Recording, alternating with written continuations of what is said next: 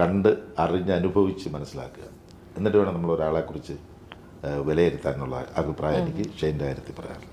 ആരെങ്കിലും എന്തെങ്കിലുമൊക്കെ പറഞ്ഞിട്ടുണ്ടെങ്കിൽ അത് കേട്ടുകേഴ്വി മാത്രമായിട്ട് നമുക്ക് കണക്കാക്കി തള്ളിക്കിട്ടിട്ട് അനുഭവിച്ച് മനസ്സിലാക്കുക. അങ്ങനെ വരുമ്പം ഈ ചെറുപ്പക്കാരുടെ ഇടയിൽ വളരെയധികം മാന്യതയുള്ള രീതിയിലാണ് ഷെയ്ൻ അവസാനം വരെ ഞങ്ങളോടൊക്കെ പെരുമാറി.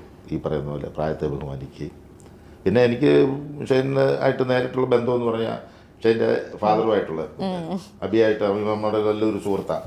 നിരവധി വേദികളിൽ ഞങ്ങൾ ഒരുമിച്ച് നാടകത്തിന് ശേഷം മിമിക്രി ശേഷം നാടകമായിട്ട് കളിച്ച് അങ്ങനെ ഒരു വലിയ എക്സ്പീരിയൻസ് ഉണ്ട്.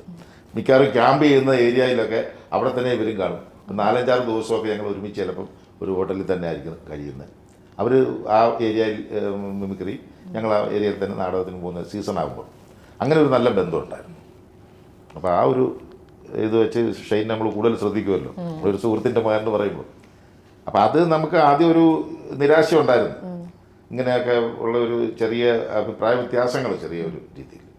പക്ഷേ അത് എൻ്റയർലി ഡിഫറൻ്റായിട്ട് ഈ പറഞ്ഞു പക്ക മാന്യമായ രീതി, നമുക്കൊരിക്കലും വിശ്വസിക്കാൻ സാധിക്കാത്ത രീതിയിൽ ഉള്ള അത് ആക്ച്വലി അദ്ദേഹത്തിൻ്റെ ഉള്ളിൽ നിന്ന് തന്നെ വന്നിട്ടുള്ള പെരുമാറ്റ രീതിയാണ്.